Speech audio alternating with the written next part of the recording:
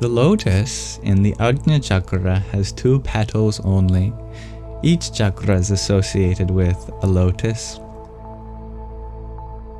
The 2 petals of the third eye stand for Gu, which represents darkness or ignorance, speaking of the meaning of Sanskrit sounds, and Ru, which represents light and knowledge. The 2 syllables from which the word Guru, master, is formed. They also bear the mantras Hum and Ksham, which represent the sun and the moon, the masculine and feminine principles, Shiva and Shakti, Purusha, consciousness, and Prakriti, nature. And speaking of Gu and Ru, Gu is formed the back of the throat in the velar region, which corresponds to space, which of course is the element of darkness.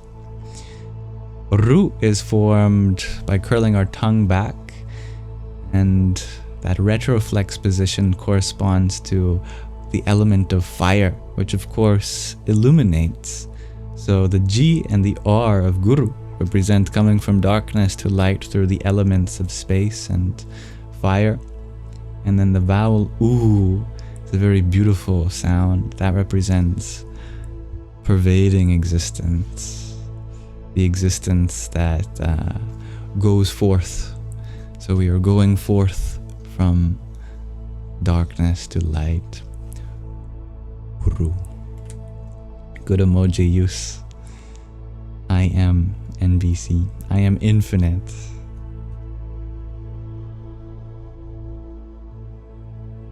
These 2 principles and primal powers influence both our body and mind. When out of balance, they cause psychic or physical disturbances or illness. Until the principles of Shiva and Shakti are united, we live in a world of duality from which our desires, wishes, and striving after happiness originate. When Shiva and Shakti become one, we become whole. These are the twin flames, by the way. When we marry Shiva and Shakti together within ourselves, the feeling of separation and the emotions connected with this, for example, a sense of being unfulfilled and incomplete, vanish. The union leads to balance, liberation, desirelessness, and contentment. In our world, duality prevails. Every state, every expression exists as an opposite. Masculine, feminine, positive, negative, hot, cold, good, bad, big, little, long, short, light, dark, wet, dry, clever, stupid, industrious, lazy. The list can go on ad infinitum. We have learned to think and judge according to these categories, but in reality, the apparent opposites are merely manifestations of the same principle, simply extremes of the same thing. One is a lack of the other. Therefore, lightness is a lack of darkness, and vice versa. Both are expressions of the ruling intensity of light, therefore reflecting the same principle. This simple example may be clear, but in the complexity of life, we are often unable to recognize the unity behind the duality. Through the Ajna Chakra, our third eye, however, we are able to look behind the scenes and realize that everything existing is a manifestation of God.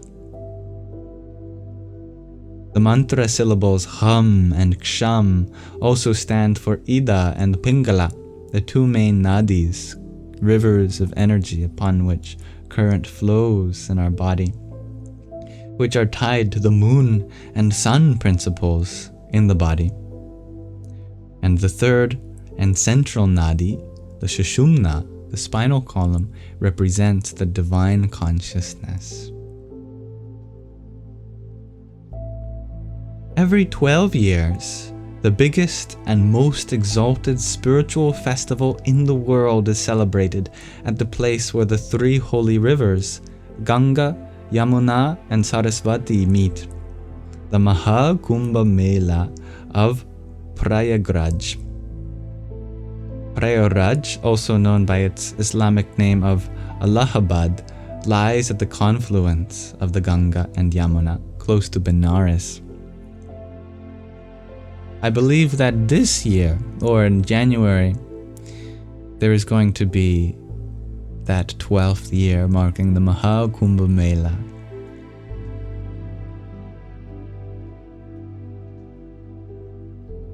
Ganga and Yamuna, which symbolize Ida and Pingala, flow above the ground, whereas Saraswati, the symbol of wisdom and pure divine consciousness, Sushumna, representing our spine, flows beneath the earth.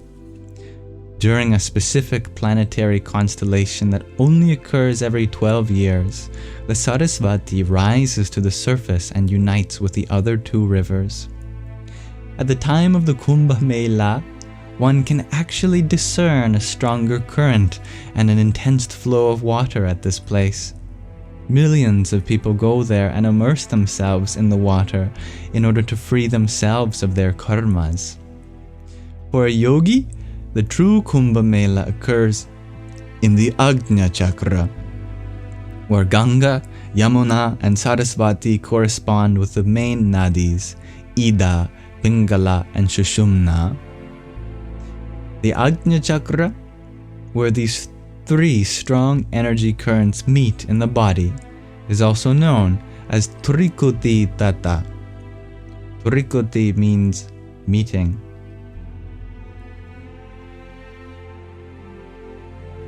The meeting of three.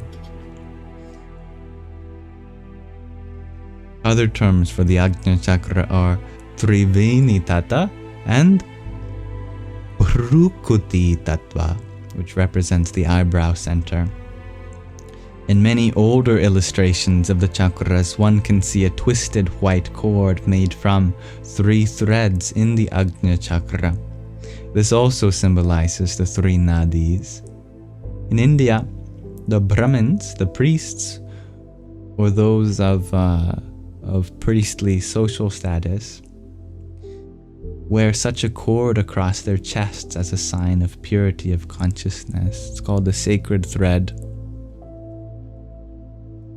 When yogis purify these 3 nadis through concentration, meditation, and pranayama, they are able to keep their consciousness in the Ajna Chakra. With the merging of these 3 currents of energy in the Sahasrara Chakra, the crown, they attain the state of Samadhi, the highest level of consciousness. And just as the Kumbh Mela only takes place every 12 years, it is also only very seldom that all 3 nadis are active simultaneously. The body and energy channels are purified by regular practice of pranayama and hatha yoga, so that ultimately all 3 nadis can be aroused at once with the assistance of concentration and meditation. Specifically, the hatha yoga kriyas or shat karmas are neti, dhauti, basti, nauli, trataka, and kapala, and bhati. Trataka and kapala bhati. Perhaps some of you yogis know that. But we can tell when the Ida and Pingala are active when the flow of air in each nostril is the most clear. You may notice at any time that either your left nostril is very clear, or your right, or both, or neither. When it's neither, it means your Ida and Pingala nadis are blocked. But most of the time, it's usually one or the other. But every now and then, both nostrils are clear at the same time, and that's the most auspicious time to meditate. You're at your highest state of mental clarity, and we should use that time to dive deep into our consciousness.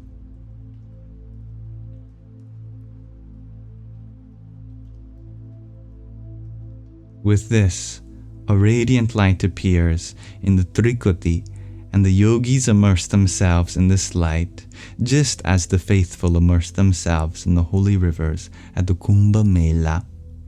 All karmas are dissolved in this light of divine love and wisdom. The following story can perhaps help us to visualize this. Complete darkness ruled for millions of years in a mountain cave.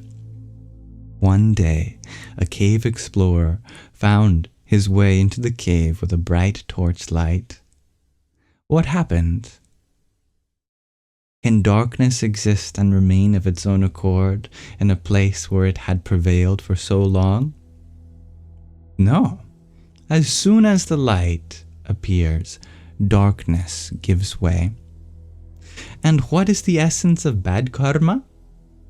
It is a violation of divine law that was a result of mistaken knowledge. Therefore, basically, darkness in our consciousness. In a peace mantra, it is said, Asato ma satgamaya. Lead us from unreality to reality. Tamaso ma jyotirgamaya. Lead us from darkness to light. All darkness disappears from our being the moment the light of knowledge and truth is ignited. What is light? Light is Atma Jnana and Atma Jyoti. The self-knowledge, the flame of the self, the light of one's innermost being. The divine flame burns constantly in our heart. When it rises and its beams penetrate the Ajna Chakra, any duality is dissolved. Shiva and Shakti, Purusha and Prakriti are again united. The flame of the self is nourished by the oil of love and devotion, and its wick is formed by concentration, meditation, and Guru Mantra. When it rises from the heart to the Ajna Chakra, it awakens bhakti within us, loving devotion. The purer the oil of our love is, the purer and stronger the flame burns. In the Ajna Chakra, we dive into the ocean of bhakti and attain immortality of the Atma.